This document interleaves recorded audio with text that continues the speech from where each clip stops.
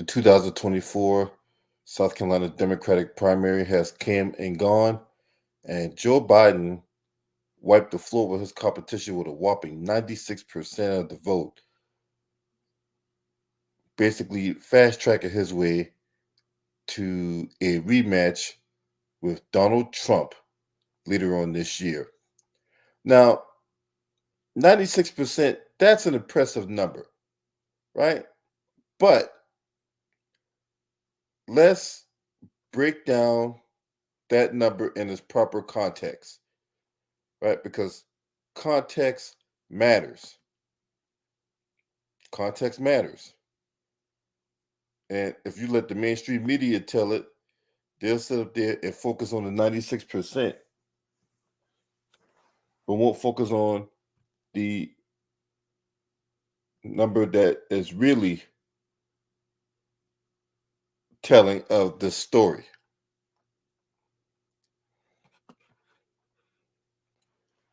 You need to focus on the number that really tells the story, not just, oh, he won with 96% of the vote. Now, registered voters in South Carolina is 3,226,353. All right, you have over 3 million registered voters in the state of South Carolina, right? Remember that number. You only have 3 million registered voters in the state of South Carolina. If you look at this, only 131,286 people came out and voted in that primary on Saturday. And if you break it down by county, because there's 46 counties in the state of South Carolina, shit, only 19,000 people came out to vote. Only 13,000 in Charleston County. And then when you break it down by county,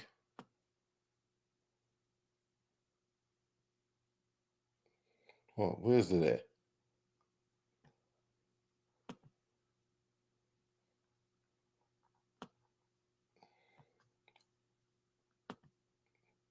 Hold on, because I need to take you to another. I need to take you to another page.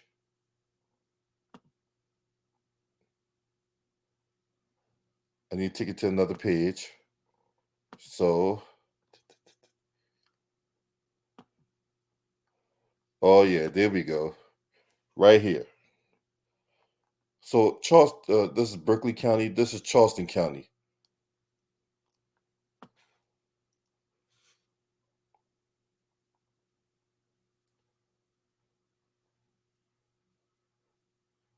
Why is the number not showing up?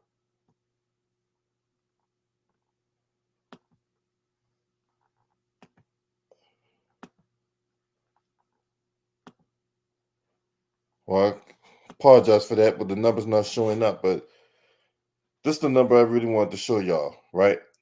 3,226,353. Only 131,870 people turned out. That's 4%. That's only 4% of the state of registered voters showing up for this during Democratic primary. Now, look, South Carolina's always been a red state. This state's always been Republican based. So don't let the mainstream media. What's up, Keith Cunningham? I appreciate you, man. Don't let the mainstream media sit up here and fool you with a 96%, because it's the raw number, right? The cumulative number of people that turned out to vote.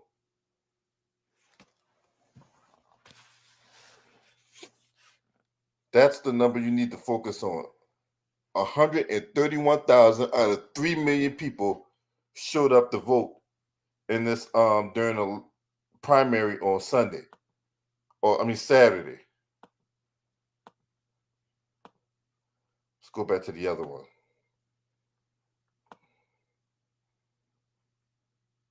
Because see, this right here is broken down by county.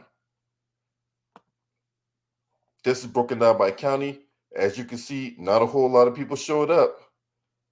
I mean, 19,000, 13,000. Richland County, that's where the capital of Columbia is. Charleston County, Greenville, Horry County, which is technically is the largest county in South Carolina. Beaufort, Berkeley, Orangeburg. Orangeburg, that's where old nigga Jim Clyburn liked to hang out at. So, yeah, man. This is where we at. Marianne Williamson, she's no threat. She's a progressive. She spends more time on the Young Turks than anything else. But she was no threat. Or Dean Phillips, this guy wasn't no threat neither. So, once again,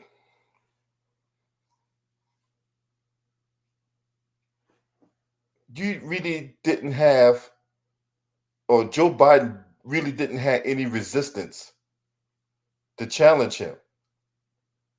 Gavin Newsom is like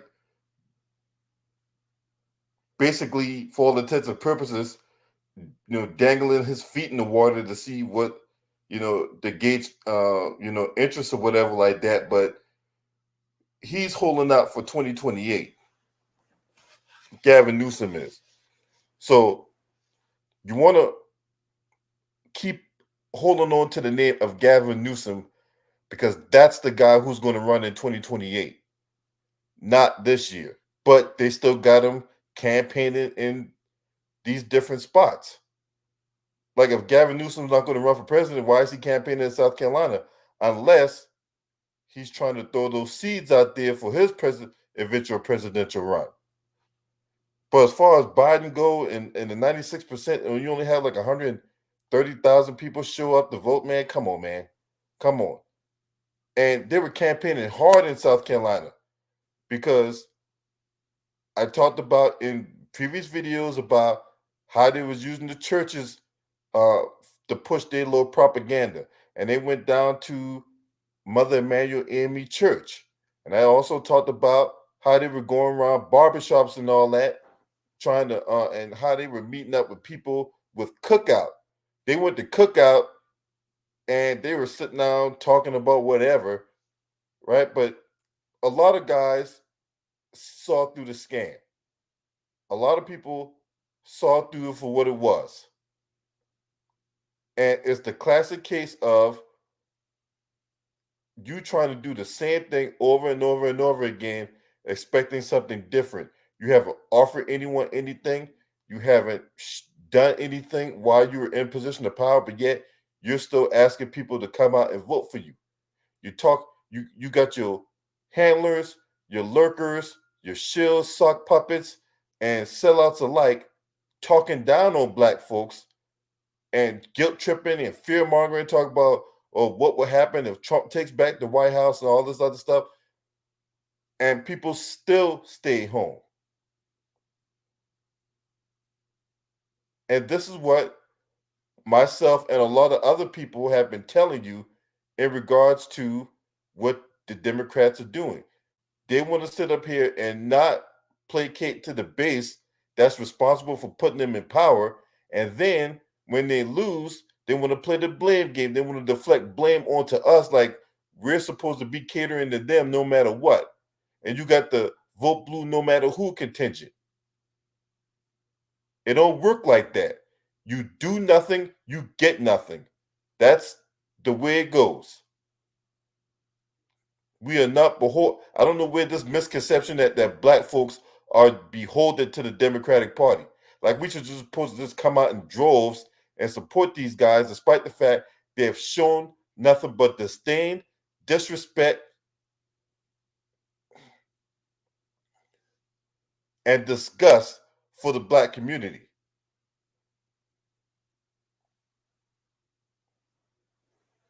So,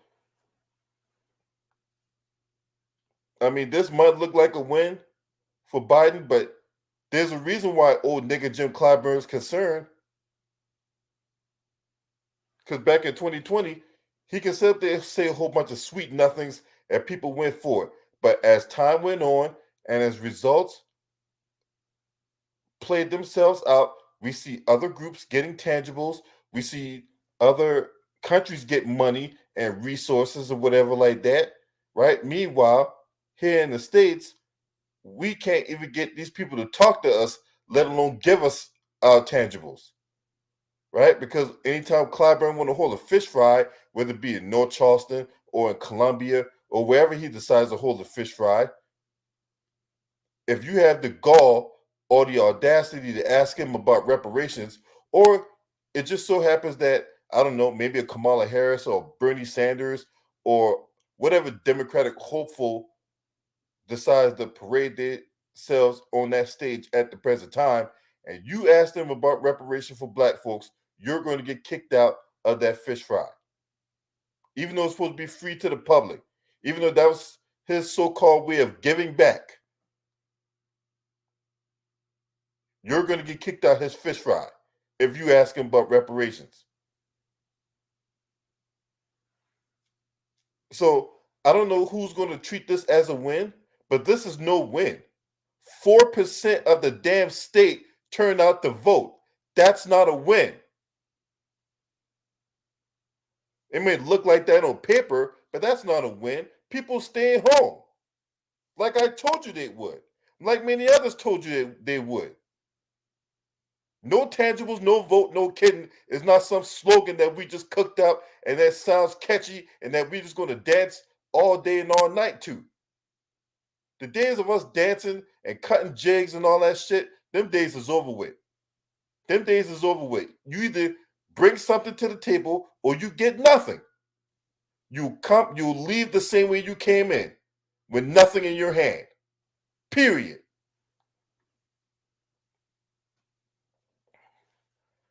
So they're going to try to, quote unquote, ride this momentum out the way ever. But this is going to be an ongoing trend. This is going to be an ongoing trend of people staying home because Biden is too old. He's too senile. He's out here stuttering and stammering his words all the damn time. And then he's not relatable. Man, this man has had over 50 years of tyranny to his reign when it comes to the Anti-Drug Abuse Act of 86, the 94 crime bill, right? When he was a senator out in Delaware, he was talking about he didn't want his kids growing up in jungles and all that. You know, this dog whistle racist language. Robert Nebel was some of the most diabolical white supremacists in our generation. When Strom Thurmond, anybody that grew up in South Carolina know all about Strom Thurmond. Strom Thurmond was a notorious racist and a segregationist. Anything, and I do mean anything, was put to the table involving black folks getting any kind of benefits, he was at the forefront saying no. Meanwhile, he's out there having kids with black women. Yeah, he don't like black people, but he sure as hell would stick his cock in one. Old fucking racist piece of trash. And then when he died in 2003, who was the guy that did his eulogy? Biden did. Because that was his friend.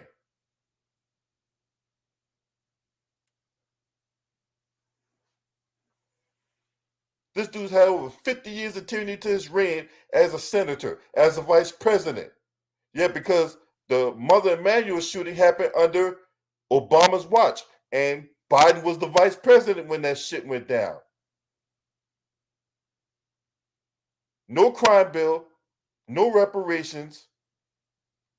I mean, the family got 88, the victims got 88 million, but when you divide that 9 ways, that's really not a whole lot of money.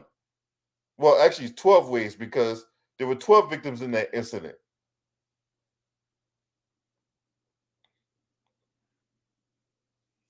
But he got the gall and the nerve to go back to that church after that atrocity and try to, do all this explaining about what they've done for the black community, even though there's no tangible benefits towards it. Anyway, I just wanted to show these numbers real quick because The media going to lie to y'all and tell y'all and just focus on the 96%, but they ain't going to focus on the numbers, the raw numbers. Look at it, people ain't even coming out. People think they got other things to do on Saturday.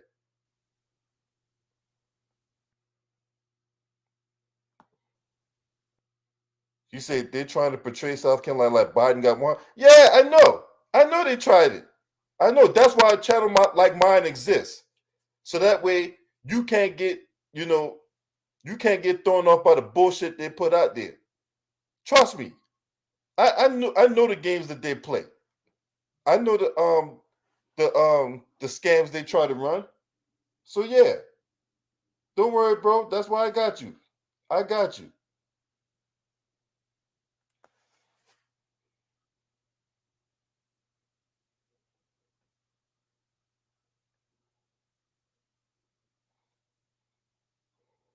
And shout out to my sister Dayla for her donation in the Cash App. So I appreciate her donation.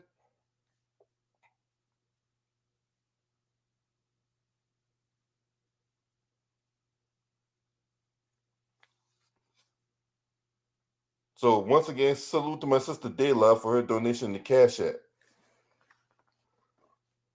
So yeah,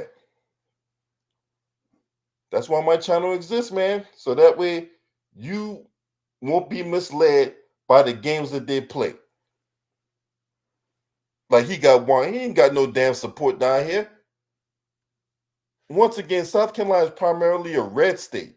So when the presidential election go down, in all likelihood, whoever's the Republican nominee, whether it be Trump or should Trump croak because he had one too many heaping helpers of Big Macs, then maybe like Nikki Haley or Ron DeSantis, whoever will emerge from that pack and be the Republican nominee. Well, whoever's the nominee at that time, in all likelihood, will win South Carolina. Biden's not going to win South Carolina. He's just not. All right, and then NBC, MSNBC actually did their job for once. They actually went to the barbershops. They actually spoke with some of the black folks that was in those barbershops. And those black folks that spoke about Biden really didn't have a high, let's just say they really didn't hold Biden in high regard. And they really didn't display any confidence in his reelection bid. They really didn't see why they should vote for Biden in his reelection bid. For one, he's too old. He's too old. This man's going to a goddamn cognitive decline in front of us. He's forgetting shit. He's stuttering and stammering. He's slurring his words. We see the cognitive decline that they talk about. Oh man, he got a 187 in his IQ. I'm like, really? Yeah. Who you trying to sell that lie to? But anyway, this is only the beginning. This is only the beginning. This is a failed effort by Clyburn and goddamn on Biden. Because, in my opinion, Biden did not. He took the safe route. He want to go there where the old people be at. Who old people go to the churches and stuff like that. You will hardly find any young person at a church right now, because as in previous videos, I broke down how the pulpits the pulpit pimps were using their platform for propaganda, and were using their platform for grifting people. So that's another reason why a lot of people are turned off by the church now, because they see it because a lot of people see it as a hustle. They see it as an opportunity for these so-called prosperity preachers to prosper on their own, but they're not necessarily doing anything for the people that's supposed to be under their watch.